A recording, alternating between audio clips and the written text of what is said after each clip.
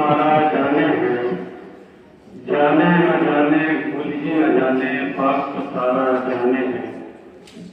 हाज़िर महफिल अंजुमन तलबा असातिज़ाए किराम, आज यौम जमहूरिया यानी 26 जनवरी है, जो हमारे लिए और आप सबके लिए बाइसे फख्र की बात है, क्योंकि ये तारीख है, ऐसी तारीख है जो कि हमारे लिए, आप सबके लिए बहुत ही खुशी की बात है कि हर मुल्क के लिए एक दस्तूर और कानून बनाया जाता है। इसीलिए इस कानून को बनाने में तकरीबन 2 साल 11 महीना 18 दिन लगे, जिसको 9 दिसंबर 1946 को शुरू किया गया था इस दस्तूर को बनाने के लिए, और उसके बाद 26 नवंबर 1949 को इसको बनाकर मुकम्मल कर दिया गया था। फिर इसी मुल्क के अपने ही लोगों पर ये कानून लागू और नाफिज किया गया था, जो कि 26 जनवरी 1950 को ये कानून लागू कर दिया गया, जो कि आज ही का दिन था। हम यौम जमहूरिया क्यों मनाते हैं, इसलिए मनाते हैं, हमारा क्या मकसद है, ये हमें जानने की जरूरत है। क्योंकि अगर हम ये चीज नहीं जानेंगे या हम आने वाली नस्लों को नहीं बताएंगे, तो यह हमारी नस्लों को ये नहीं पता चलेगा कि 26 जनवरी हम क्यों मनाते हैं। क्योंकि 26 जनवरी मनाने का असल मकसद होता है कि अपने ही मुल्क में एक कानून के तहत हमें रहने की आजादी है। हर मुल्क का एक अपना दस्तूर और एक कानून होता है। कोई भी संस्था होती है, कोई भी स्कूल होता है, कोई भी कंपनी होती है, उसका एक अपना कानून और दस्तूर होता है। क्योंकि बिना दस्तूर और बिना कानून के मुल्क नहीं चल सकता, न कोई कंपनी चल सकती है, न कोई स्कूल चल सकता है। रूल और रेगुलेशन का होना बहुत जरूरी है। इसी तरीके से 26 जनवरी के दिन हिंदुस्तान के कानून और आईन को मुल्क के तमाम लोगों को इसके कई एक शर्त के साथ लोगों को बंदी कर दिया गया, ताकि जो है जो भी कानून हो उसके सही हम बढ़े हो। 26 जनवरी क्यों मनाते हैं और फर्क क्या 26 जनवरी और 15 अगस्त में? 26 जनवरी के दिन कानून नाफिज और नाफिज हुआ था और 15 अगस्त को देश हमारा आजाद हुआ था। ये फर्क है। अक्सर लोगों में पूछा जाता है कि 26 जनवरी और 15 अगस्त में क्या फर्क है, लोग बता नहीं पाते। तो मैं अपने इन मदरसे के बच्चों को और इन लोगों को ये बताना चाहता हूँ कि ये फर्क होता है। तो हम अगर अपने बच्चों को, अपनी आने वाली नस्लों को अगर इनके बारे में नहीं बताएंगे तो इनको कैसे पता चलेगा। तो हमारी ये जिम्मेदारी है कि हम अपने बच्चों को इनके बारे में खास तौर से बताएं कि 26 जनवरी और 15 अगस्त में क्या फर्क है। अक्सर हिंदी में पूछा जाता है गणतंत्र दिवस और स्वतंत्र दिवस, तो लोग बता नहीं पाते कि गणतंत्र दिवस और स्वतंत्र दिवस में क्या फर्क होता है। तो ये जानने की जरूरत है कि गणतंत्र दिवस किसको कहते हैं, स्वतंत्र दिवस किसको कहते हैं। गणतंत्र दिवस मतलब 26 जनवरी, स्वतंत्र दिवस यानी 15 अगस्त। इसी तरीके से इंग्लिश में अक्सर पूछा जाता है रिपब्लिक डे और इंडिपेंडेंस डे। तो ये लोगों को पता नहीं होता है कि इसमें क्या, अक्सर मीडिया पे, सोशल मीडिया पे ये वीडियो वायरल होती रहती है। बड़े बड़े लोग नहीं बता पाते हैं, ऐसा नहीं छोटे बच्चों की मैं बात कर रहा हूँ। ये चीजें हमें, ये हमारी जिम्मेदारी है कि हमें अपने बच्चों को बताने की जरूरत है। दूसरी बात ये है कि ये आजादी कोई बहुत आसानी से हमें नहीं मिली, बड़ी मुश्किल से मिली। कोई 1-2 दिन की कुर्बानियां ये नहीं है, ये 2 से 250 साल पर इसकी तारीख मुहित है। क्योंकि 1799 से पहले ये तारीख है। मुल्क हमारा 1857 की जो गजल हुई है उसके बाद फिर 1947 में मुल्क हमारा आता है। लेकिन 1799 से पहले इस मुल्क में आजादी की जंग मुसलमानों ने छेड़ी थी। लेकिन आज मुसलमानों का नाम सिर्फ फहरिस्त से हटाया जा रहा है। बताया जा रहा है कि तारीख से हमारा कोई लेना देना नहीं है।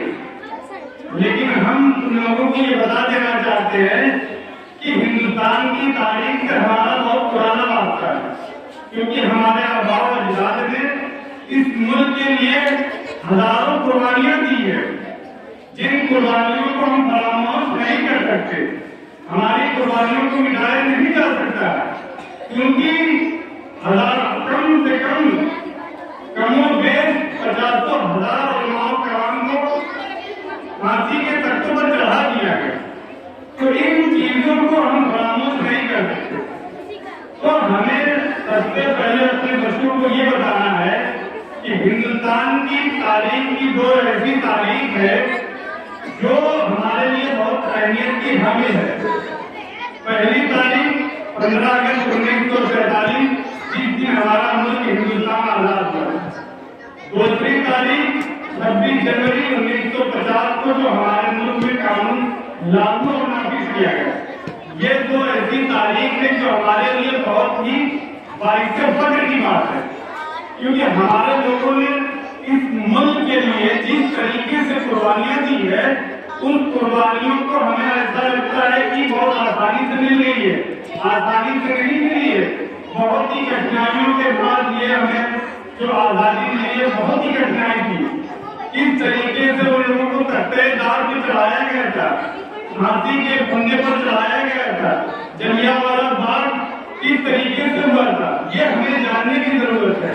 जब जलियांवाला बाग हुआ था, उसमें अंग्रेज ने कहा कि पठान जो है भाग रहे थे। पठान गफ्फार खान ने कहा, जो गांधी के कमांडर थे, कि अगर एक भी पठान के पीठ से गोली निकाल दी गई तो मुसलमान इस आजादी से अपने आप को पीछे कर लेगा। लगभग 2 से 3 दिन जो है उसका वो चला जो है ऑपरेशन में, लेकिन 56 पठानों की जो गोली निकाली गई, तकरीबन उनके सीनों से निकाली गई। कोई भी ऐसा पठान नहीं था जिनके पीठ से गोली निकाली। तो मुसलमान हर जगह आगे था, हमेशा मुसलमानों ने कमांडिंग की है, यादी की है। हर वक्त मुसलमान इस मुल्क के लिए अपने आप को बढ़ चढ़कर आगे हिस्सा लेने की कोशिश की। लेकिन जिस तरीके से आज मुसलमानों को गोविंद दर्जे का नागरिक बनाया जा रहा है और उनको सियासत से दूर किया जा रहा है, एक एक करके हमारे रहनुमाओं को या तो उनको दुनिया से खत्म कर दिया गया या तो उनकी सियासत को खत्म कर दिया जा रहा है। इसमें हमारी भी बहुत बड़ी कमियां हैं कि हम अपनी सियासत को पहचानते नहीं है, अपने सियासतदानों की अहमियत नहीं करते।